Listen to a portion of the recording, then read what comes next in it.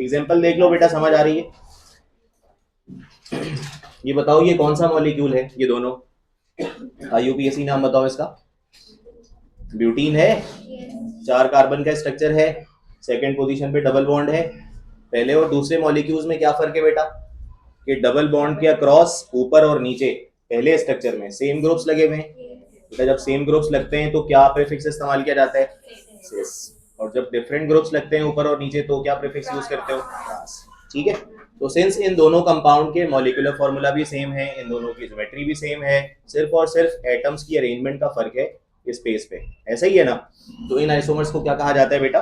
Stereo isomers. ठीक है, stereo isomer की पहली टाइप क्या कहलाती है बेटा? सिस ट्रांस आइसोमर्स, या फिर इनको क्या कहा जाता है?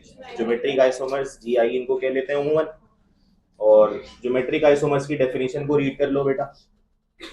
A type of stereo isomers, सबसे पहली बात, having different positions of identical groups in space. यानी ऐसा होता है ना कि ग्रुप्स की जो प्लेसमेंट है वो एक आइसोमर के अंदर दोनों के दोनों सिमिलर पोजीशंस ऊपर आ जाते हैं।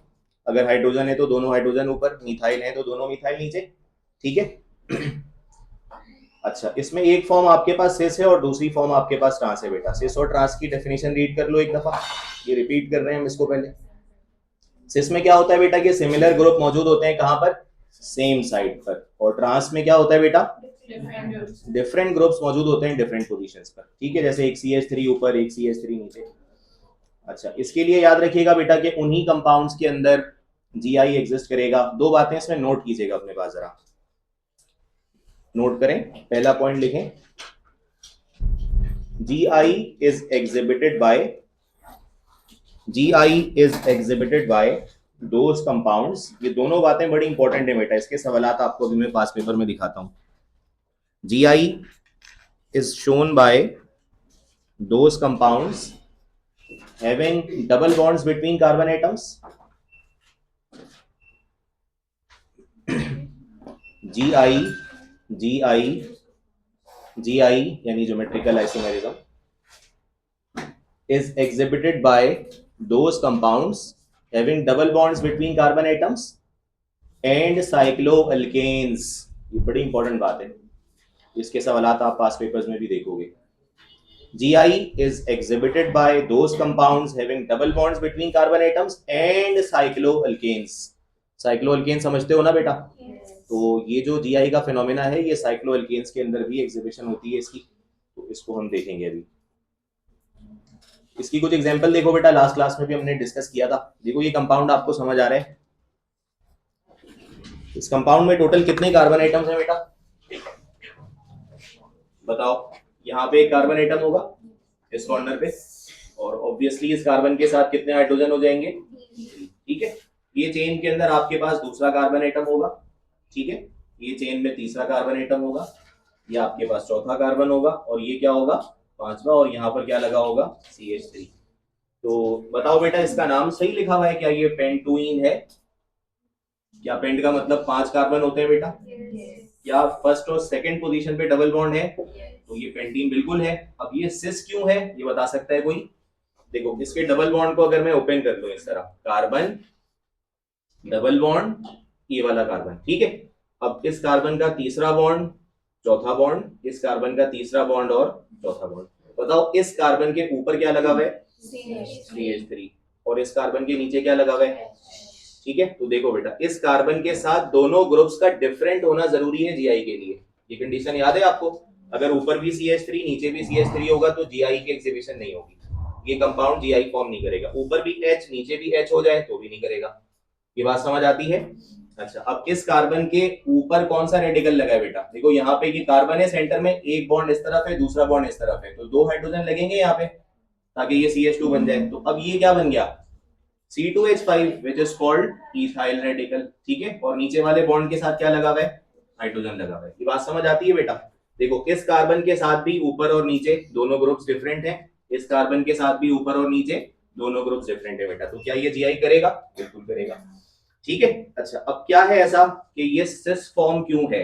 इसके नाम से पहले सिस लगा हुआ है, तो ये सिस क्यों है? क्योंकि बेटा डबल बॉन्ड के नीचे देखो तो दोनों एटम सिमिलर है, हाइड्रोजन है, और अगर ऊपर देखो तो दोनों के दोनों ग्रुप सेम है बेटा। ये अल्काइल रेडिकल होता है, डिनोटेड बाय R। और इस ग्रुप को भी क्या डिनोट करते हो बेटा, यानी ये जरूरी नहीं है कि दोनों तरफ ही CH3 हो, सेम नेचर के रेडिकल्स मौजूद हैं, ऊपर भी आ रहे हैं, ये भी आ रहे हैं, तो इनको सिस फॉर्म कहा जाएगा। क्लियर है ये बात? अच्छा जी, क्या ये ट्रांस टू पेंटीन का मतलब समझ आ रहा है? इसको किस तरह ड्रॉ करेंगे बेटा आप देखिए, यहाँ पर एक कार्बन है, यहाँ पर एक कार्बन है, इसको पहले ड्रॉ कर लें। कार्बन डबल बॉन्ड कार्बन, इसके कितने बॉन्ड्स ओपन होंगे? 2, और इसके भी 2 बॉन्ड्स ओपन हो जाएंगे। बताओ इस कार्बन के ऊपर क्या लगा हुआ है? H। बेटा नीचे क्या है? यहाँ पे कार्बन है और उसके साथ कितने हाइड्रोजन होंगे? CH3, तभी बॉन्ड सेटिस्फाई होंगे। क्या इस कार्बन के साथ दोनों डिफरेंट ग्रुप्स आ गए? अच्छा, इस कार्बन के ऊपर ये वाला रेडिकल कौन सा है बेटा?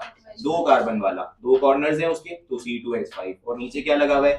हाइड्रोजन। क्या ये दोनों डिफरेंट ग्रुप्स हैं? क्या ये दोनों डिफरेंट ग्रुप्स हैं? ये भी Gi करेगा। अब ये देखिए, एक हाइड्रोजन ऊपर है बॉन्ड के और एक हाइड्रोजन नीचे है, तो ट्रांस हो जाएगा ना ये। एक रेडिकल नीचे है, दूसरा रेडिकल ऊपर है, तो ये ट्रांस फॉर्म है, और ये कौन सी फॉर्म है बेटा? सिस फॉर्म है। ये बात समझ आती है? अच्छा, इसकी एक और एग्जांपल देखिए बेटा, यानी एक बात नोट रखिएगा अपने पास कि रेडिकल्स का सेम होना जरूरी नहीं है, रेडिकल्स डिफरेंशिएट भी कर सकते हैं बेटा, ठीक है? अच्छा जी, एक और इसकी एग्जांपल देखिए, इसको आइडेंटिफाई करेंगे। हम पिछली क्लास में बात करके गए थे, बट इसको एक दफा फिर देख लो। हाँ भाई, ये नीचे वाली एग्जांपल में देखो क्या फर्क आ रहा है, क्या डिफरेंस है फर्स्ट कंपाउंड से। बेटा यहाँ पे क्या मौजूद होगा? यहाँ पे क्या मौजूद होगा? कार्बन के बीच में कौन सा बॉन्ड है? पहली कंडीशन तो यही है कि कार्बन के बीच में क्या होना चाहिए? डबल बॉन्ड, तभी वो Gi करेगा। फिर दूसरी कंडीशन ये है कि दोनों कार्बन के साथ ऊपर और नीचे वाले ग्रुप्स क्या होने चाहिए बेटा? डिफरेंट होने चाहिए, ठीक है? यहाँ पे H लगा है, यहाँ पे Cl लगा है, इस कार्बन के साथ भी ऊपर H लगा है और नीचे क्या लगा हुआ है बेटा? Br लगा हुआ है। क्या ये सिस फॉर्म है? क्यों सिस फॉर्म है बेटा? क्योंकि बॉन्ड के ऊपर दोनों सेम एटम्स हैं और नीचे जो एटम्स मौजूद हैं बेटा वो भी सेम नेचर के हैं। सेम नेचर से मुराद हेलोजेंस है बेटा, दोनों के दोनों। जरूरी नहीं कि सेम एटम्स हो, यहाँ भी Cl हो यहाँ भी Cl हो, ऐसे भी हो सकता है, और फिर अगर सेम नेचर के हैं तो वो भी हो सकता है, ठीक है? ये इसकी कौन सी फॉर्म हो गई? सिस, क्योंकि ऊपर सेम एटम्स लगे हैं और नीचे भी सेम एटम्स लगे हैं बेटा। यहाँ पे क्या हो जाएगा? इसकी शक्ल को कैसे ड्रॉ करोगे? देखो यहाँ पे क्या मौजूद है? कार्बन। यहाँ पे क्या मौजूद है? कार्बन। डबल बॉन्ड भी है, ठीक है बेटा? अब देखो, एक हेलोजन डबल बॉन्ड के ऊपर लगा है, एक हेलोजन डबल बॉन्ड के नीचे लगा है। यहाँ पे क्या था बेटा? दोनों हेलोजन बॉन्ड के नीचे मौजूद थे, अभी एक ऊपर एक नीचे, एक हाइड्रोजन नीचे एक हाइड्रोजन ऊपर। ये कौन सी फॉर्म हो गई इसकी? और बेटा नाम पढ़ लो, नाम तो तुम्हें समझ आता होगा, 1 क्लोरो 2 ब्रोमो इथेन। हालांकि नाम गलत लिखा हुआ है, बताओ क्यों गलत लिखा हुआ है नाम बेटा? अल्फाबेटिकल ऑर्डर लगा लेंगे यहाँ पर, है ना? पहले क्लोरो, पहले ब्रोमो आ जाएगा, उसके बाद क्या आ जाएगा? क्लोरो आ जाएगा। तो सिस और ट्रांस का मतलब समझ आ रहा है? एग्जाम्पल नोट कर लो, ये दोनों एग्जाम्पल नोट कर लो बेटा, ये पास पेपर में आपको नजर आया करेंगे बार बार। Gi की कंडीशंस बेटा याद रहेंगी, कार्बन के बीच में कैसा बॉन्ड होना चाहिए? डबल, और जिन 2 कार्बन के बीच में डबल बॉन्ड है उन दोनों कार्बन के पास अलग अलग ग्रुप्स होने चाहिए। सिमिलर ग्रुप्स हो जाएंगे तो वो Gi परफॉर्म नहीं करेगा।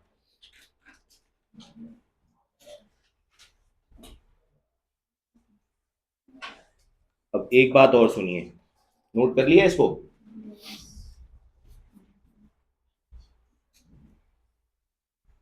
अभी मैंने थोड़ी देर पहले एक पॉइंट आपको लिखवाया, जरा वो पॉइंट पढ़े बेटा, क्या लिखा हुआ है? Exhibited by those compounds having double bond between carbon atom, तो वो तो दोनों बातें यहाँ पे हो गई, और उसकी जो कंडीशनल बातें हैं कि रेडिकल डिफरेंट हो सकते हैं, हेलोजन डिफरेंट हो सकते हैं, वो बता दिया। दूसरी बात क्या लिखी हुई है उसमें? साइक्लोअल्केन्स भी शो करेंगे बेटा ज्योमेट्रिकल आइसोमेरिज्म, ठीक है? मतलब कुछ जगहों पर आपको इस तरह के सवाल भी मिलेंगे। बेटा ये बताओ, ये कौन सा साइक्लोअल्केन हो गया? इसको कहोगे ना साइक्लोप्रोपेन, ठीक है? अच्छा एक बात सुनो, देखो जैसे मिसाल के तौर पर यहाँ पर अगर मैं पूछूं कि क्या क्या लगा हुआ है इस पॉइंट पर, ठीक है, तो आप क्या कहोगे? सर इस कार्बन के साथ अगर इसके स्ट्रक्चर को हम ओपन कर लें बेटा, देखो ये CH2 हो गया, ये CH2 हो गया, ये भी CH2 और दरमियान में सिंगल बॉन्ड है। बेटा मैं इस हाइड्रोजन को इस तरह लगा सकता हूँ ना, एक बॉन्ड ऊपर एक बॉन्ड नीचे, H और H आ गया, हो सकता है ऐसा? इस हाइड्रोजन के बारे में क्या कहा जाएगा? Hydrogen bonded above the plane. और इस हाइड्रोजन के बारे में क्या कहा जाएगा? Hydrogen bonded below the plane. ये बात समझ आती है? अच्छा जी, अगर मैं यहां पर लगा देता हूं CH3, बताओ इस कंपाउंड का नाम क्या हो जाएगा? This is your branch, branch का नाम क्या है? Methyl cyclopropane. क्या ये बात समझ आती है? Methyl cyclopropane. ये स्ट्रक्चर अपने पास ड्रॉ कर लो, इस तरह के सवाल आपको भी मैं दिखाता हूं। यानी स्ट्रेट अवे इस तरह के सवाल आपको एमडीकेट में नजर आएंगे बहुत सारे। ये पास पेपर का सवाल है बेटा एग्जैक्टली, मतलब हर टॉपिक के साथ हम उसके पास पेपर को कवर करते जाएंगे। Which one of the following pairs can be a cis trans isomers to each other. Cis trans isomer means geometric isomer, GI की बात हो रही है, ठीक है। उसकी कंडीशंस रिकॉल कर लें सारे। अब देखें इसमें आपके पास पहला ऑप्शन क्या है, ये पास पेपर का सवाल है, बहुत ज्यादा रिपीट होने वाला। इस क्वेश्चन को पढ़ो, ये बताओ कि क्या ये दोनों कंपाउंड्स एक दूसरे के जीआई हो सकते हैं। कंडीशंस आपको पता है बेटा, पेंसिल स्केल सामने रखें, ड्रॉ करें इस मॉलिक्यूल को और बताएं कि ये जीआई परफॉर्म करेंगे या नहीं करेंगे। क्या ये दोनों एक दूसरे के जीआई हो सकते हैं?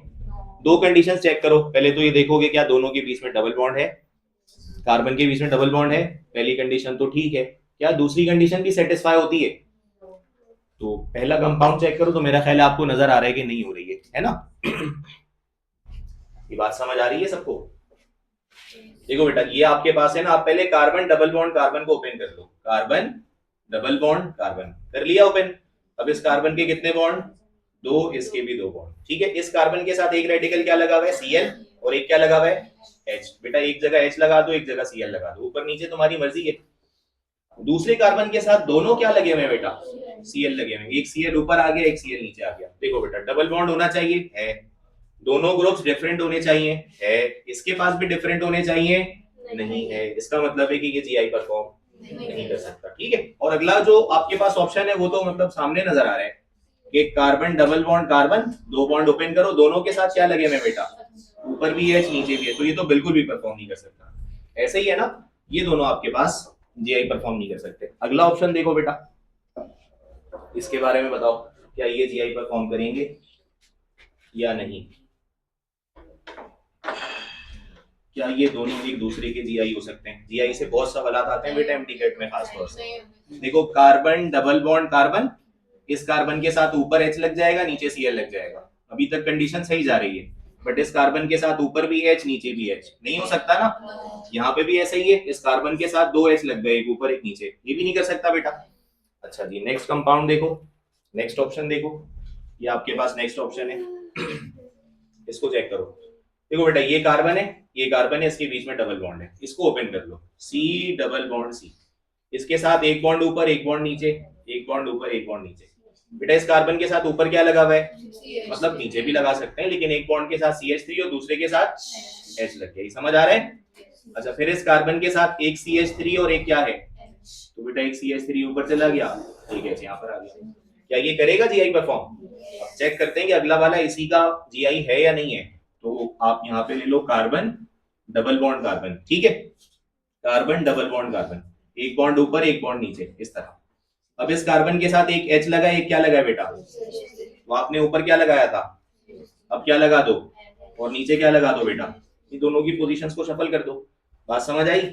और फिर उसके साथ भी यही लगा हुआ है बेटा, H और CH3, तो एक H यहाँ लगा दो और CH3 यहाँ लगा दो। क्या बात समझ आ रही है? ये कौन सा फॉर्म है? सेस। और ये कौन सा फॉर्म है बेटा? क्लियर है ये बात? तो मेरा ख्याल है यही ऑप्शन सही हो जाएगा। लास्ट ऑप्शन को भी चेक करते हैं, उसमें क्या गिवन है। अगला ऑप्शन देखो, इसको चेक करके बताओ क्या ये परफॉर्म करेगा। देख लो इसमें क्या डिफरेंस है, ठीक है। ये देखो, फर्स्ट कंपाउंड के अंदर तुम्हें कार्बन के बीच में कौन सा बॉन्ड दिख रहा है? सिंगल बॉन्ड तो कभी भी नहीं करता बेटा जीआई परफॉर्म, अनटिल अनलेस के उसकी साइक्लो फॉर्म मौजूद ना हो। अभी मैंने बताया साइक्लो अल्केन्स भी जीआई करते हैं बेटा, साइक्लो अल्केन्स करते हैं, एलिफेटिक अल्केन्स नहीं करते जीआई परफॉर्म। क्लियर है ये बात? तो ये आपके पास सही ऑप्शन हो जाएगा। क्लियर है? नेक्स्ट क्वेश्चन करें। चलो जी, नेक्स्ट सवाल देखो।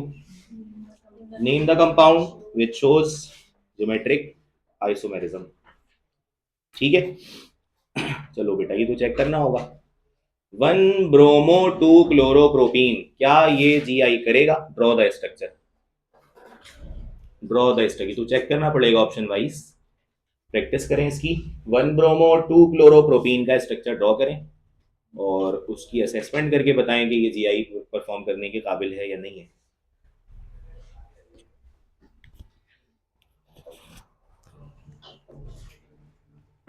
1 ब्रोमो 2 क्लोरोप्रोपीन।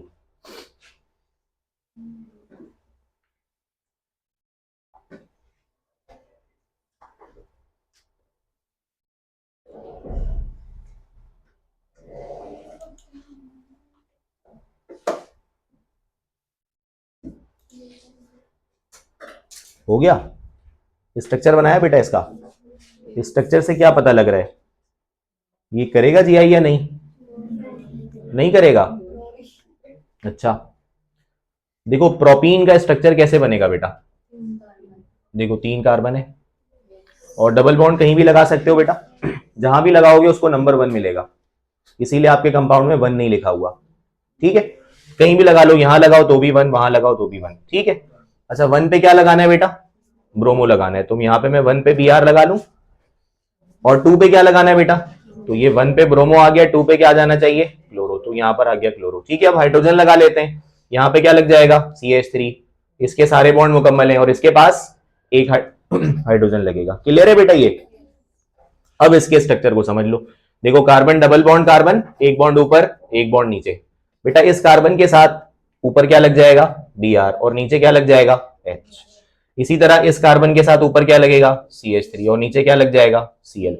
तो क्या ये परफॉर्म करेगा बेटा GI, नहीं करेगा, इस एतबार से नहीं करेगा कि ये हेलोजन बेटा देखो डिफरेंट ग्रुप्स तो हैं, डिफरेंट ग्रुप्स तो हैं, मगर यहां पर H है और यहां पर रेडिकल लगा हुआ है।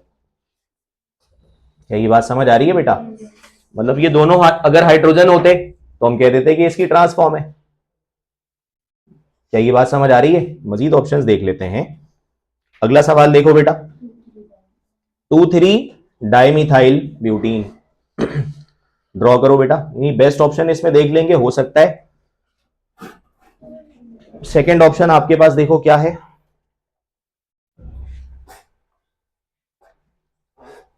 2,3 डाइमिथाइल ब्यूटीन, 2,3 डाइमिथाइल ब्यूटीन।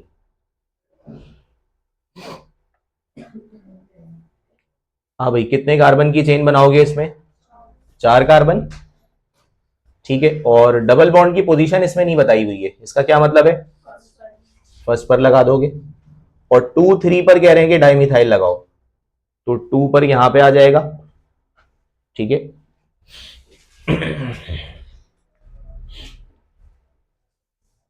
ये आपके पास हो जाएगा 2,3। बेटा आप एक काम करो ना, इस सवाल को थोड़ा सा चेंज करो, यहां पे ब्यूट 2 इन कर लो,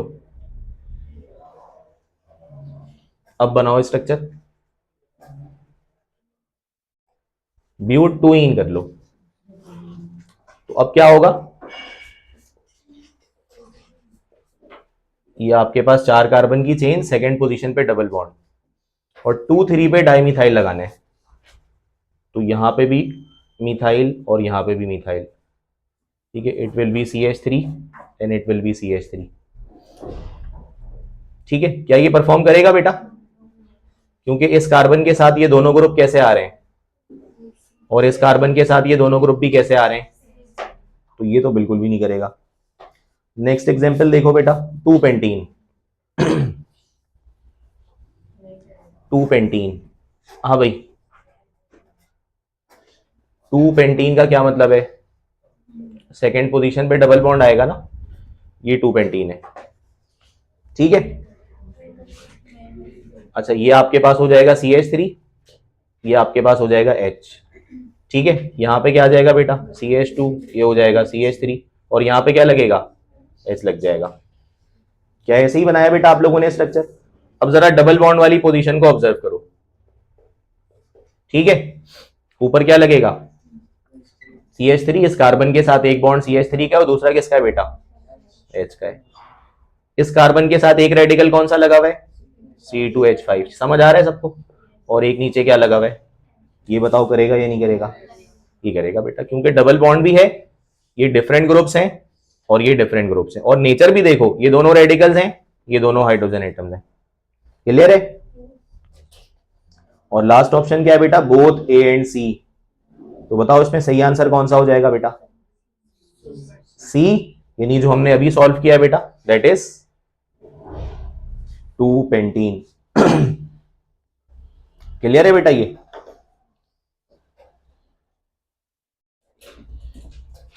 अच्छा जी, नेक्स्ट पास पेपर का एक और क्वेश्चन देखो, which type of isomerism is shown by fumaric acid and malic acid. अब इनके स्ट्रक्चर्स को मैंने हिंट में गिवन कर दिया बेटा, आप इनके स्ट्रक्चर्स को अपने पास नोट करके आंसर करना। ये लो, ये स्ट्रक्चर है, ये पास पेपर का आया हुआ सवाल है, इस वजह से इन दोनों स्ट्रक्चर्स को अपने पास ड्रॉ कर लो। ठीक है, इन दोनों स्ट्रक्चर्स को अपने पास ड्रॉ कर लो।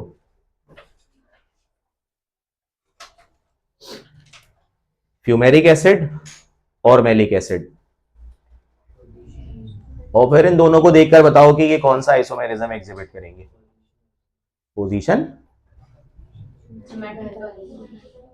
ज्योमेट्रिकल नहीं होगा, कार्बन के बीच में डबल बॉन्ड और ग्रुप्स भी डिफरेंट है बेटा। देखो ये आपके पास COOH, ठीक है, और ये आपके पास हाइड्रोजन एटम।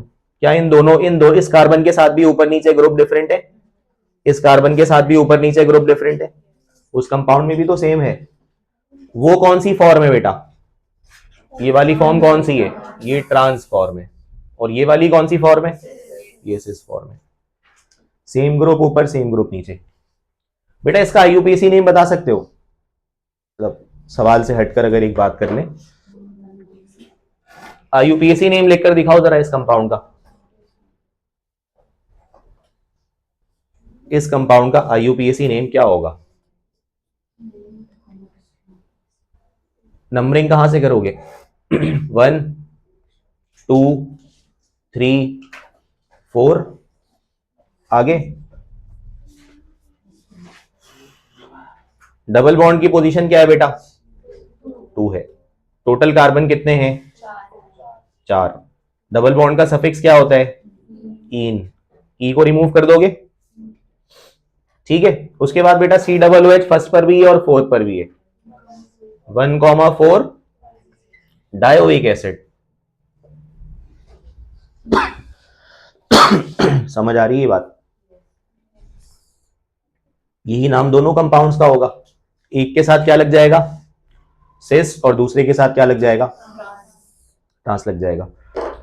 इनके कॉमन नेम याद कर लो बेटा, ये पेपर में आ चुका है, ये स्ट्रक्चर लाजमी अपने पास ड्रॉ कर लेना, इसलिए मैंने इसको हिंट के तौर पर लगा दिया है यहाँ पे।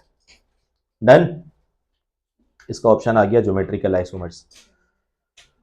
Which of the following exhibits geometric isomerism, इसमें से कौन सा कंपाउंड है जो GI शो करेगा। नंबर 1 ये करेगा क्या, और मतलब ड्रॉ किए बगैर बता दो करेगा या नहीं। 1 प्रोपेनोन, ये तो नहीं करेगा। प्रोपेनोन मींस कीटोन, कीटोन में तो कार्बन के बीच में डबल बॉन्ड नहीं होता, कार्बन ऑक्सीजन के बीच में डबल बॉन्ड होता है, ये तो नहीं करेगा शो, ठीक है ना। तो इसको ड्रॉ किए बगैर आगे चलते हैं।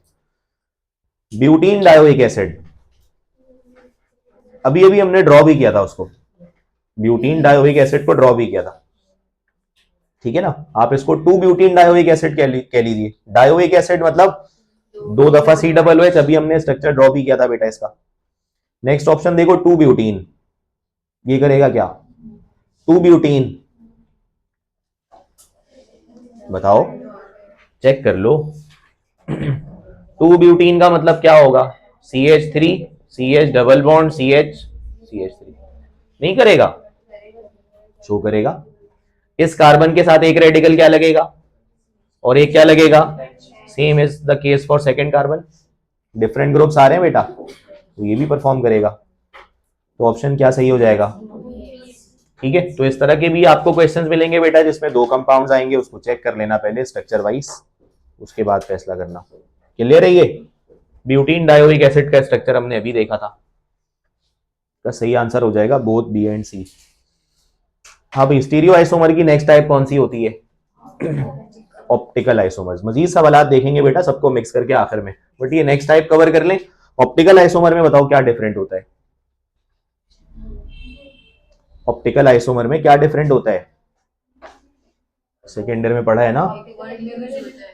ऑप्टिकल एक्टिविटी डिफरेंट होती है ना बेटा, यानी ये टाइप ऑफ स्टीरियो आइसोमर है, मतलब मॉलिक्यूलर फॉर्मूला सेम होगा, स्ट्रक्चरल फॉर्मूला सेम होगा, एटम्स की अरेंजमेंट स्पेस में डिफरेंट होगी, जिसकी वजह से ये प्लेन पोलराइज्ड लाइट को डिफरेंट डायरेक्शंस में रोटेट करवाते हैं।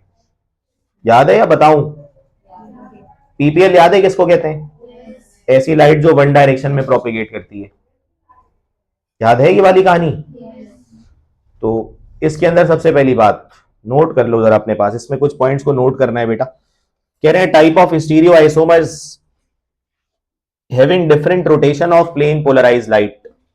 वो आइसोमर ऐसे स्टीरियो आइसोमर्स जिनके पास डिफरेंट रोटेशंस होती हैं प्लेन पोलराइज्ड लाइट की, उनको ऑप्टिकल, ऑप्टिकल का लफ्ज ही लाइट से निकलता है बेटा, ठीक है, ऑप्टिकल का लफ्ज ही लाइट से निकलता है। तो जिनके पास रोटेशन डिफरेंट हो, दो तरह की रोटेशन हो सकती है बेटा, क्लॉकवाइज और एंटी क्लॉकवाइज। बेटा जो optical isomer plane polarised light को क्लॉकवाइज डायरेक्शन में रोटेट करवाता है उसे क्या कहते हो? डेक्स्ट्रो रोटेटरी आइसोमर, या फिर डी आइसोमर, या फिर पॉजिटिव आइसोमर।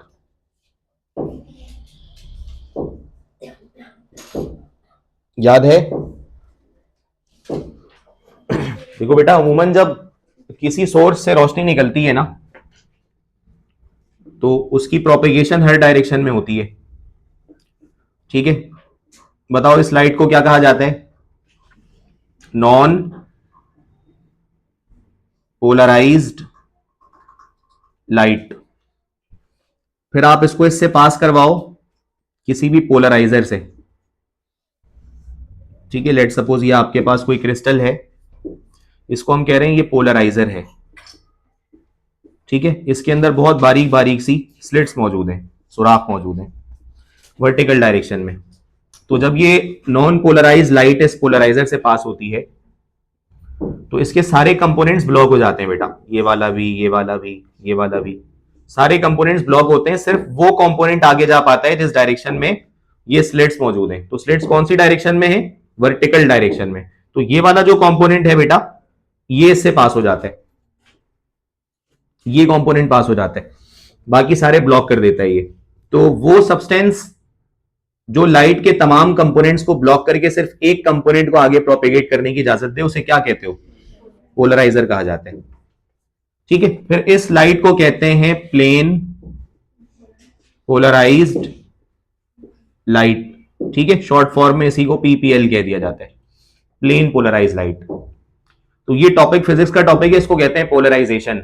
यानी हर डायरेक्शन में रोशनी प्रोपेगेट अगर कर रही है, उसको पोलराइजर से गुजारकर एक डायरेक्शन में प्रोपेगेट करने के काबिल बना दो, तो वो पीपीएल है, ठीक है। फिर इस पीपीएल को आप ऑर्गेनिक कंपाउंड के सॉल्यूशन से पास कर दो।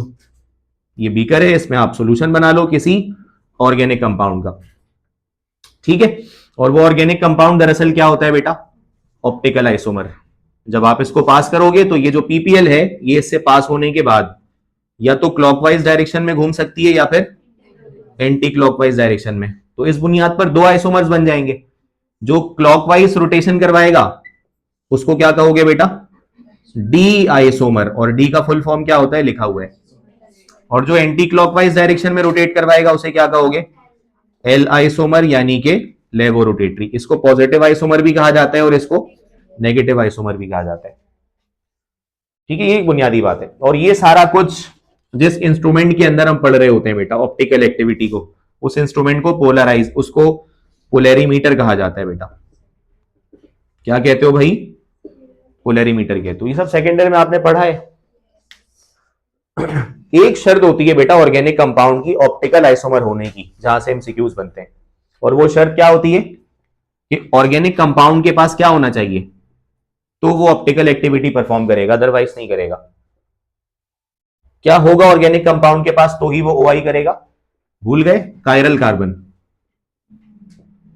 क्या होगा कार्बन के पास? इन्यूज कंपाउंड के पास क्या मौजूद होगा? Chiral carbon. अगर कायरल कार्बन नहीं है तो ऑप्टिकल आइसोमर नहीं हो सकता। यहीं से एमसीक्यूज बनते हैं बेटा। क्लियर है? अब कायरल कार्बन क्या होता है, याद है? जिसके चारों ग्रुप डिफरेंट होते हैं। अभी देख लेते हैं। तो इसको नोट तो नहीं करना है किसी ने, ये सब सेकेंड ईयर की कॉपी में मौजूद होगा बेटा। तो भाई डेक्स्ट्रो रोटेटरी की डेफिनेशन पढ़ लो। O I, optical isomer which rotates plane polarised light in which direction? Clockwise direction. और दूसरी टाइप कौन सी होती है? लेवो रोटेटरी, एल आइसोमर, या फिर नेगेटिव आइसोमर। इसको क्या कहा जाता है? ओ आई विच रोटेट्स पीपीएल इन एंटी क्लॉकवाइज डायरेक्शन। ये डेफिनेशंस भी बेटा याद रखना, बाज दफा ये डेफिनेशन सीधे सीधे आपसे पूछ लेते हैं। नोट करने वाली बात ये है बेटा कि फॉर ओ आई ऑप्टिकल आइसोमेरिज्म के लिए जरूरी है कि उस कंपाउंड में क्या होना चाहिए बेटा, कायरल कार्बन लाजमी होना चाहिए, इसके बगैर ऑप्टिकल आइसोमेरिज्म पॉसिबल नहीं है। ठीक है, इसके सवालात करेंगे अभी बहुत सारे। तो भाई कायरल कार्बन क्या होता है, उसकी डेफिनेशन आप जानते ही हो बेटा, एक ऐसा कार्बन जो बॉन्डेड हो तमाम डिफरेंट कार्बन के, तमाम डिफरेंट ग्रुप्स के साथ। कार्बन 4 बॉन्ड बनाता है, उन चारों बॉन्ड के साथ अगर अलग अलग ग्रुप्स लगे हुए हैं तो वो कार्बन क्या कहलाएगा, कायरल। और अगर कायरल कार्बन मौजूद है किसी ऑर्गेनिक कंपाउंड में तो ही वो क्या होगा, ऑप्टिकल आइसोमर होगा। ये कौन सा कंपाउंड है बेटा, अमाइनो एसिड है, चेक करके बताओ क्या ये अमाइनो एसिड है। अच्छा क्या क्या ये, तो ये तो आपके पास अमाइनो एसिड हो गया। ये क्या है, ये कंपाउंड क्या है,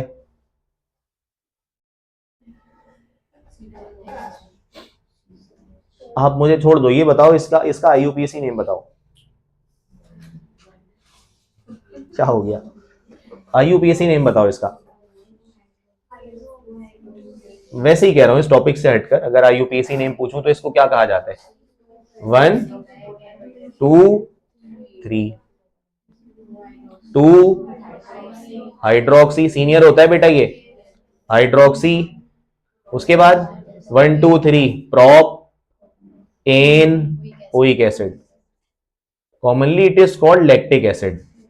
ये जितनी एग्जांपल्स मैं देता हूं बेटा इस टॉपिक के साथ वो सब पेपर में कहीं ना कहीं आए हुए होते हैं, तो उनको नोट कर लिया करो। इसको कहा जाता है लैक्टिक एसिड, नोट कर लो इन दोनों को। दैट इज अमाइनो एसिड पहला वाला कंपाउंड, और ये आपके पास है लैक्टिक एसिड। चेक करके बताओ बेटा, नोट करो पहले और चेक करके बताओ क्या इन दोनों कंपाउंड्स में कायरल कार्बन है।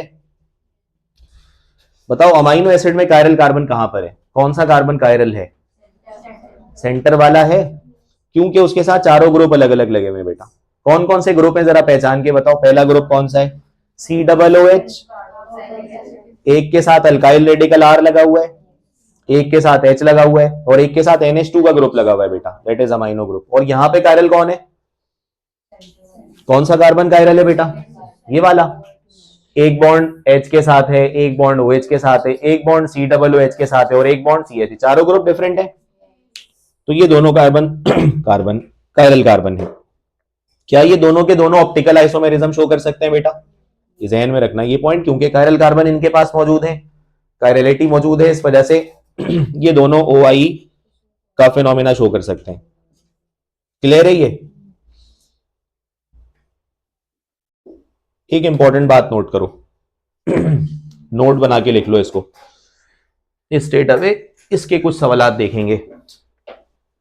Optical isomers are mirror images of each other. बेटा कितनी तरह के ऑप्टिकल आइसोमर्स होते हैं, क्या क्या कहते हैं, एक को डी और एक को क्या कहा जाता है, एक क्लॉकवाइज डायरेक्शन में घुमाता है पीपीएल को और दूसरा एंटी क्लॉकवाइज डायरेक्शन में। अब उन दोनों के बारे में कहा जा रहा है कि उन दोनों का स्ट्रक्चर, डी और एल का स्ट्रक्चर एक दूसरे के क्या होते हैं बेटा, वो मिरर इमेज होते हैं। ठीक है, मिरर इमेज का क्या मतलब होता है, एग्जांपल देखो और इसको ड्रॉ भी करो अपने पास। बेटा क्या ये दोनों अमाइनो एसिड हैं, क्या ये दोनों अमाइनो एसिड हैं, क्या इन दोनों में कायरल कार्बन है, सेंटर वाला कार्बन है ऐसा जिसके साथ चारों ग्रुप अलग अलग लगे हुए हैं। क्या क्या ये दोनों एक दूसरे के मिरर इमेजेस हैं, दरमियान में बेटा मिरर लगा हुआ है, जब उस मॉलिक्यूल को मिरर के सामने रखोगे तो उस मॉलिक्यूल की ये तस्वीर नजर आएगी। बात समझ आती है, तो इसलिए कह रहे हैं कि ये दोनों एक दूसरे के मिरर इमेजेस हैं। एक को डी कह दोगे, एक को एल कह दोगे, एक लेवो रोटेटरी हो जाएगा, दूसरा डेक्सो रोटेटरी हो जाएगा। बेटा इसका मतलब समझ आता है, ये जो वेज बना हुआ है इसकी इंपॉर्टेंस नहीं है एमसीक्यूज के लिए, बट वेज का मतलब पता है, ये जो सॉलिड लाइन बनी हुई है इसका क्या मतलब होता है, ये वाला बॉन्ड प्लेन के बाहर मौजूद है, ये वाला बॉन्ड प्लेन के बाहर मौजूद है, और ये जो डॉटेड लाइंस हैं इसका क्या मतलब है, प्लेन के अंदर है। और ये जो सॉलिड लाइन है बेटा बारीक सी, इसका क्या मतलब है, ये ऑन द प्लेन है, इसका मतलब बताइए, on the plane, bond present on the plane, इसका क्या मतलब है? ये आउटसाइड द प्लेन और ये इनसाइड द प्लेन। बात समझ आ रही है? इसकी कोई इंपॉर्टेंस नहीं है एमसीक्यूज में, बट वैसे आपको पता होना चाहिए। तो ये याद रखिएगा, ऑप्टिकल आइसोमर्स हमेशा एक दूसरे के क्या होते हैं बेटा? मिरर इमेजेस होते हैं। यानी एक आइसोमर बनाओ, फिर उसके बाद उसकी अरेंजमेंट ऐसे करो जैसे मिरर इमेज में होती है, तो उनको एक दूसरे का मिरर इमेज कहोगे, फिर वो ऑप्टिकल आइसोमर्स कहलाएंगे। नोट कर लिया इसको?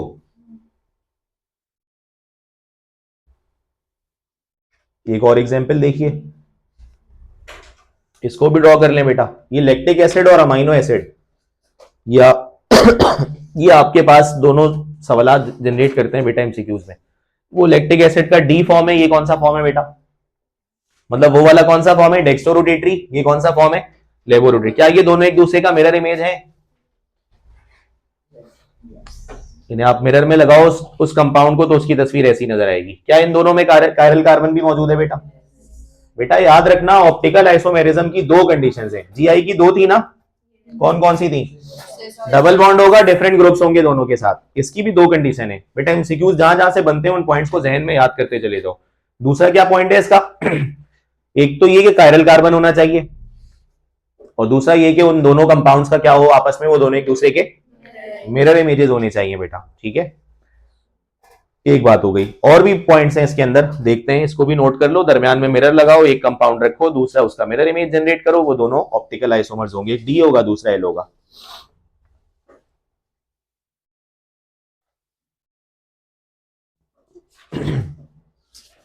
डन। लो भाई, एक और इंपॉर्टेंट पॉइंट आ सकता है एमसीक्यू में। ऑप्टिकल आइसोमर्स में भी एनएनसीओमर्स, ये सेकेंड ईयर की बुक का पॉइंट है, ये सेकेंड ईयर में भी एमसीक्यू आ सकता है। ऑप्टिकल आइसोमर्स में भी एनएनसीओमर्स, ऑप्टिकल आइसोमर्स एनएनसीओमर्स भी कहला सकते हैं। ठीक है, इसकी बहुत ज्यादा तफसील नहीं है, बट डेफिनेशन देख लो। Pairs of chiral molecules, chiral molecule समझ गए? ऐसा मॉलिक्यूल जिसमें क्या होगा? कायरल कार्बन होगा। Pairs of chiral molecules that are, इसकी सिर्फ डेफिनेशन याद करनी है बेटा। That are mirror images of each other, ऐसे दो मॉलिक्यूल्स जिनके पास कायरल कार्बन मौजूद हो और वो दोनों एक दूसरे के क्या हो? मिरर इमेजेस हो, but are not superimposable. इसका क्या मतलब है? सुपर इंपोजेबल समझते हो बेटा? Similar to left and right hands. ये बात समझ आती है? क्या मतलब है इसका? देखो, सुपर इंपोजेबल का क्या मतलब है? ये अगर लेफ्ट हैंड है और ये आपका राइट हैंड है, दोनों को एक दूसरे पर रखोगे तो ये सुपर इंपोज तो नहीं हो रहे बेटा। सुपर इंपोज समझते हो? ये होता है सुपर इंपोज हो जाना।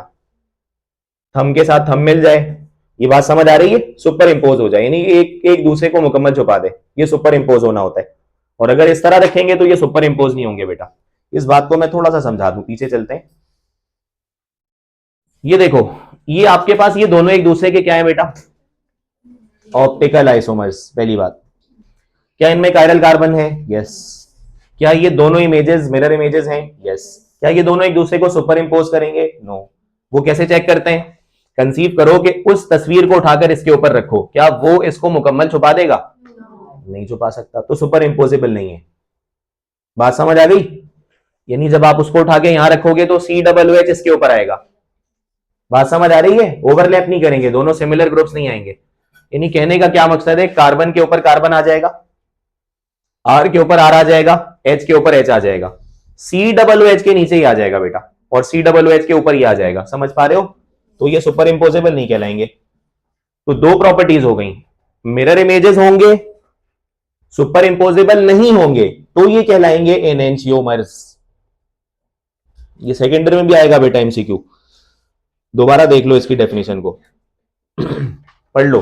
पेयर्स ऑफ कायरल मॉलिक्यूल्स, बेटा वो दोनों पेयर थे ना, एक डी था एक एल था, दोनों के अंदर कायरल कार्बन मौजूद था, पेयर बन गया, और ऐसा पेयर के दोनों एक दूसरे के मिरर इमेजेस हैं, मगर एक दूसरे पर क्या नहीं हो सकते? सुपर इंपोज नहीं हो सकते, जैसे कि लेफ्ट और राइट हैंड्स एक दूसरे पर सुपर इंपोज नहीं हो सकते। ठीक है, यानी अगर एक ही प्लेन के ऊपर दोनों को साथ रखोगे सुपर इंपोज नहीं होंगे। तो इनको क्या कहा जाएगा बेटा? एनएनसीओमर्स कहा जाएगा। इसको जहन में रखिएगा। और अगर ऐसा नहीं होगा, अब ये बुक में ये डिस्कस नहीं किया गया, ठीक है, लेकिन देख लो मुकम्मल बात बताओ कि ऑप्टिकल आइसोमर्स एनेंशियोमर्स भी कहला सकते हैं, एनेंशियोमर्स भी कहला सकते हैं, और क्या कहला सकते हैं बेटा, डाया स्टीरियोमर्स, डाया स्टीरियोमर्स। नोट करो बेटा इस बात को, ये पूरी स्लाइड नोट कर लो, ये नहीं, ये बुक में तो नहीं है बट आप इसको ये वाली बात एनेंशियोमर्स वाली बुक में लिखी हुई है बट ये बात नहीं है, लेकिन नोट कर लो दोनों का मतलब। अगर मिरर इमेजेस होंगे तो क्या कहलाएंगे बेटा, एनेंशियोमर्स, और अगर नहीं होंगे मिरर इमेजेस दोनों एक दूसरे के तो क्या कहलाएंगे, डायस्टीरियोमर्स कहलाएंगे। नोट कर लो इसको। Pairs of chiral molecules that are not mirror images of each other and are not superimposable called diastereomers। और अगर मिरर इमेजेस होंगे तो क्या कहलाएंगे, एनेंशियोमर्स कहलाएंगे।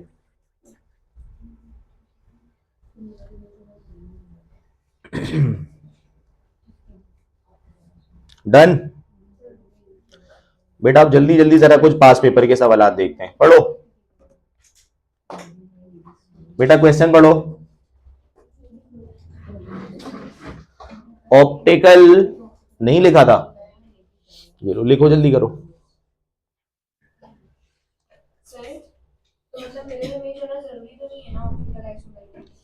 कुछ केसेस में नहीं होंगे, देखो ऑप्टिकल आइसोमर्स डायस्टीरियोमर्स भी हो सकते हैं, ठीक है, बट ये हमारे कोर्स का हिस्सा नहीं है। असल में होता ये है कि जो डायस्टीरियोमर्स होते हैं ना, इसमें दो कायरल सेंटर्स आ जाते हैं, वो डिस्कस नहीं करना हमने, तो हम नहीं करेंगे। आप सिर्फ ये याद कर लो कि हमारी किताब में जो मिरर इमेज कहा गया है वो सिर्फ किसके लिए कहा गया है, एनेंशियोमर्स को, और हमें कहा गया है कि ऑप्टिकल आइसोमर्स सारे एनेंशियोमर्स होते हैं, हमें ये पढ़ाया ही नहीं गया, ठीक है। बट आपकी बात दुरुस्त है कि मिरर इमेज होना जरूरी नहीं है, हर केस में नहीं है, जहां है जरूरी फिर उसको एनेंशियोमर्स कह दिया जाएगा, लेकिन 99% केसेस में एनेंशियोमर्स ही होते हैं। जहां डिफरेंशिएट होगा ना वो डायस्टीरियोमर्स होंगे, उसमें दो कायरल कार्बन होंगे, तो दो कायरल कार्बन वाला टॉपिक हमने डिस्कस ही नहीं करना, इसलिए मैं कह रहा हूं सिर्फ डेफिनेशन देखेंगे। सवाल पढ़िए बेटा। Optical activity of a compound is measured by an instrument called, option के बगैर बेटा ये बता दो, पोलैरिमीटर हो जाएगा, अभी बताया था। ऑप्टिकल एक्टिविटी मेजर करने के लिए ये डिवाइस यूज करते हैं। अगला सवाल पढ़ो। अब ये जरा मिक्स करके कुछ सवालात हम देखते हैं बेटा। Which one is not a type of stereo isomerism. Isomerism की कितनी टाइप्स होती हैं बेटा, स्ट्रक्चरल और स्टीरियो, ठीक है। अब हम मिक्स करके इस टॉपिक को कंक्लूड करना चाह रहे हैं, तो बताओ भाई इसमें से सही आंसर कौन सा हो जाएगा, इसमें से कौन सी स्टीरियो आइसोमेरिज्म की टाइप नहीं है। बेटा मेटामेरिज्म आपको याद है, आप लोगों ने स्ट्रक्चरल आइसोमेरिज्म में डिस्कस किया है। स्ट्रक्चरल आइसोमेरिज्म की कितनी टाइप्स होती हैं बेटा, 5 टाइप्स को डिस्कस किया है। Chain isomerism, functional group isomerism, position isomerism और मेटामेरिज्म और टोटोमेरिज्म, ठीक है। तो मेटामेरिज्म तो स्टीरियो की टाइप नहीं है, बल्कि किसकी टाइप है, स्ट्रक्चरल आइसोमेरिज्म की टाइप है, तो ये इसका सही आंसर हो जाएगा। बाकी कन्फर्मेशनल आइसोमेरिज्म ज्योमेट्रिकल आइसोमेरिज्म की एक टाइप है, कन्फर्मेशनल आइसोमेरिज्म ज्योमेट्रिकल आइसोमेरिज्म की एक टाइप है, जिसको सेकंड ईयर तक डिस्कस नहीं करना होता, इसलिए आपको एक नया नाम सामने नजर आ रहा है। तो मेटामेरिज्म इसका राइट आंसर हो जाएगा। क्लियर है।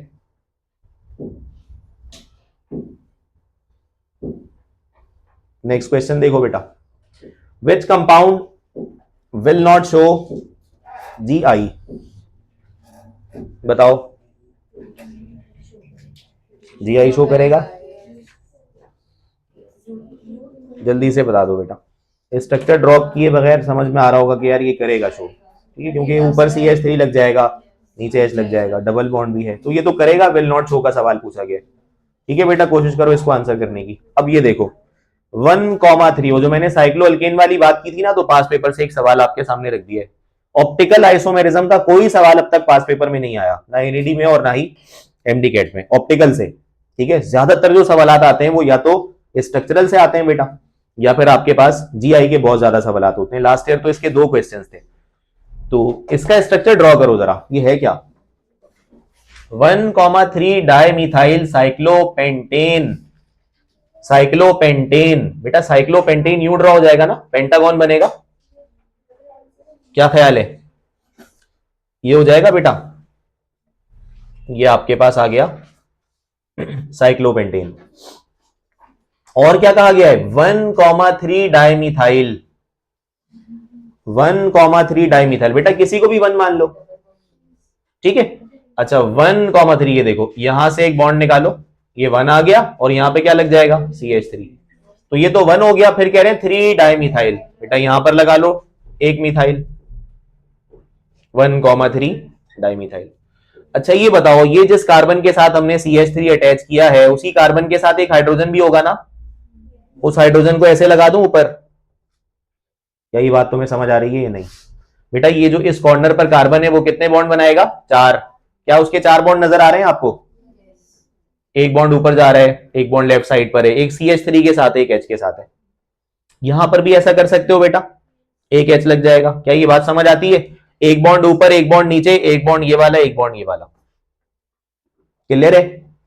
बेटा ये जो दोनों हाइड्रोजन के एटम्स हैं ये प्लेन के कहां मौजूद हैं, ऊपर, और ये जो दोनों मिथाइल रेडिकल हैं ये प्लेन के कहां मौजूद हैं, नीचे। ये कहलाएगी सिस फॉर्म, नोट कर लो, ठीक है। बताओ इसकी ट्रांसफॉर्म कैसे ड्रॉ करोगे? अगर ये सिस का मतलब समझते हो ना, सेम एटम सेम साइड पर आ जाए, तो दोनों H अबव द प्लेन है और दोनों CH3 बिलो द प्लेन है। बताओ ट्रांसफॉर्म कैसे बनाओगे? एक ऊपर रहने दो, एक नीचे कर दो, मतलब इन दोनों में से कहीं पर भी एक तब्दीली कर दो। समझ रहे हो बेटा? यहां पे क्या लगा दोगे H, और यहां पे क्या लगा दोगे CH3। एक CH3 अबव द प्लेन आ गया, एक बिलो द प्लेन हो गया, एक H अबव द प्लेन, एक H बिलो द प्लेन। ये कौन सी फॉर्म हो जाएगी? ट्रांसफॉर्म। तो ये समझ आ रहा है कि साइक्लो अल्केन्स भी जीआई परफॉर्म करते हैं, लेकिन इस तरह करते हैं बेटा। क्लियर है? तो सवाल किसके हवाले से किया गया? Which compound will not show, तो ये तो शो करेगा, ये तो शो करेगा। अगला कंपाउंड देखो, और ये मुझे ड्रॉ करके आप बताओ बेटा, ताकि आपकी प्रैक्टिस हो जाए। अगला कंपाउंड क्या लिखा हुआ है, इसको चेक करके बताओ कि ये शो करेगा या नहीं करेगा। साइक्लो अल्केन है ये भी, इसका मतलब है ये कर सकता है। स्ट्रक्चर चेक करो ड्रॉ करके, साइक्लोप्रोपेन। तो 3 कार्बन वाली चेन बना लो ट्राइंगल, और फिर 1,2 पर डाइमिथाइल लगा लो।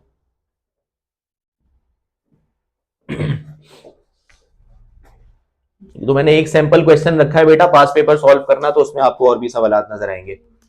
देखो भाई साइक्लोप्रोपेन ये हो गया, ठीक है। फिर कह रहे हैं 1,2 पर डाइमिथाइल, बेटा यहां पर लगा लो CH3। अगर ये 1 हो गया तो ये आपके पास क्या हो जाएगा, 2 हो जाएगा। 1,2 डाइमिथाइल। बेटा इसी कार्बन का एक बॉन्ड हाइड्रोजन से बना होगा, वो मैंने ओपन कर दिया, और इसके साथ भी एक हाइड्रोजन के साथ। क्या ये सिस फॉर्म है? ट्रांस करने के लिए क्या करोगे बेटा, तो ये भी शो करेगा जीआई ऑब्वियसली। अगला कंपाउंड क्या है बेटा पेंट 1 इन, बताओ ये शो करेगा या नहीं? पेंट 1 इन, इसका मतलब है बेटा ये फर्स्ट पोजीशन पे डबल बॉन्ड लगाना है, ये तो नहीं करेगा।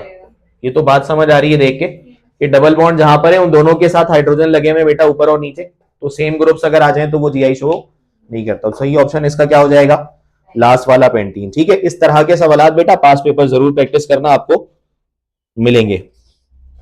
और ये नोट भी पहले आपको मैं लिखवा चुका हूं बेटा कि GI is also exhibited by cyclopropane, या फिर आप कह लीजिए कि साइक्लो अल्केन्स।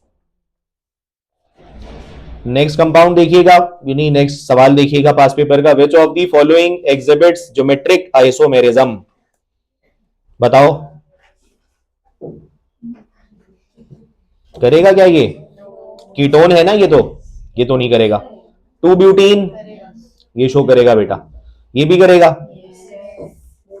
ये भी करेगा बेटा, तो ऑप्शन क्या हो जाएगा, ठीक हो गया। Which of the following exhibits GI, अच्छा ये रिपीट हो रहा है क्वेश्चन। अगला सवाल देखो बेटा, type of isomerism existing in a compound of molecular formula C2H6O। Options के बगैर इसका आंसर बताइए, चेक कर लो, पहले ही देख लो कि ये आपसे पूछ रहे हैं, ये नहीं पूछ रहे हैं कि कंपाउंड कौन सा है ये, अल्लाह के बंदो, ये आपसे पूछ रहे हैं टाइप ऑफ आइसोमेरिज्म बताओ कि ये इस फॉर्मूले का कंपाउंड। चलो भाई ऑप्शन भी देख लो, फिर मुझे बता दो इसका सही आंसर क्या होगा। हाँ भाई C2H6O,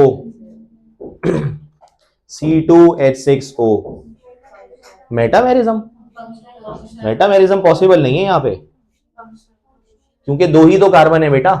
मेटामेरिज्म का मतलब समझते हो, कार्बन की डिवीजन अनइक्वल। तो क्या डिवीजन कर सकते हो, एक कार्बन लेफ्ट पर एक कार्बन राइट पर, इसके अलावा क्या पॉसिबिलिटी है? बात समझ आ रही है? अगर कोई बच्चा इसको ईथर ईथर समझ रहा है, देखो दरमियान में रख लो ऑक्सीजन और C2H6 है, यहां पर लगा लो क्या CH3, यहां पर क्या लगा लो CH3। बेटा सेम कंपाउंड का फॉर्मूला आ रहा है, क्या इसका मेटामर पॉसिबल है? बनाओ मेटामर, कैसे बनेगा इसका? नहीं बन सकता। यानी भाई एक कार्बन इधर हो गया, एक कार्बन इधर हो गया, अब रेडिकल की तब्दीली क्या कर सकते हो आप? या तो दोनों कार्बन एक तरफ कर दो, फिर लेफ्ट साइड पे क्या लगाओगे? सही हो गया, तो ये मेटामर तो नहीं हो सकते। अच्छा, इसका मतलब है कि ये compound functional group isomerism perform कर सकता है। बेटा देखो ये इस तरह हो जाएगा क्या, देखो जरा, ये हो सकता है। अल्कोहल का फॉर्मूला है, और अल्कोहल किसके साथ आइसोमेरिज्म करता है? ईथर के साथ। आपको मैंने 3 पेयर याद करवाए थे बेटा, देखो इसका फॉर्मूला सेम आ रहा है। इसमें कौन सा फंक्शनल ग्रुप है? अल्कोहल। इसमें कौन सा है? ईथर। वो 3 पेयर बताओ जल्दी जल्दी से, कौन कौन से थे? अल्कोहल और ether, aldehyde ketone, carboxylic acid Easter. याद आ रहा है? तो इसका सही आंसर फंक्शनल ग्रुप आइसोमेरिज्म हो जाएगा। ठीक है, ये तो डिस्कस कर चुके हैं, एनईडी का सवाल है, देख लो इसका सही आंसर क्या होगा। ऑप्शन के बगैर आंसर बता दो। How many isomers of C6H14 are possible? Formula याद है? वो एक फॉर्मूला बताया था आपको मैंने चेन आइसोमर का, क्या फॉर्मूला था याद करो? 2 की पावर n-4 + 1, 2 की पावर n-4 + 1। n की जगह क्या लगाओगे? 6, तो 6 - 4 2 हो जाएगा। 2 की पावर 2 का मतलब है 4, और 4 + 1 5। तो बेटा ये हेक्सेन है ना, दरअसल अल्केन है ना ये। तो हेक्सेन तो बेटा ज्यादातर ये स्ट्रक्चरल आइसोमर्स में चेन आइसोमर की फॉर्मेशन करता है। तो आंसर इसका क्या होना चाहिए बेटा? 5 होना चाहिए। क्लियर है ये बताइए। Glucose and fructose are functional group isomers होंगे बेटा। अच्छा ये बताओ ग्लूकोज में कौन सा फंक्शनल ग्रुप होता है? ग्लूकोज में कौन सा फंक्शनल ग्रुप होता है?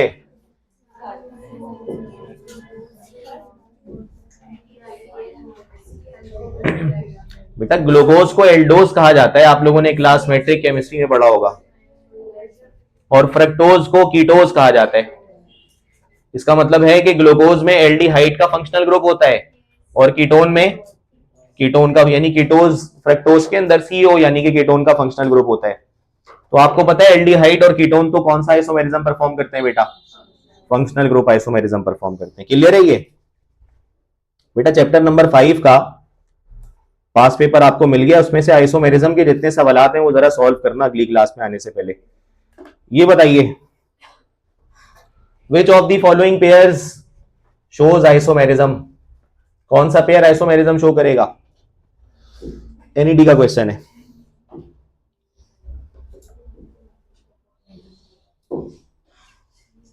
कौन सा पेयर आइसोमेरिज्म शो करेगा और कौन नहीं करेगा?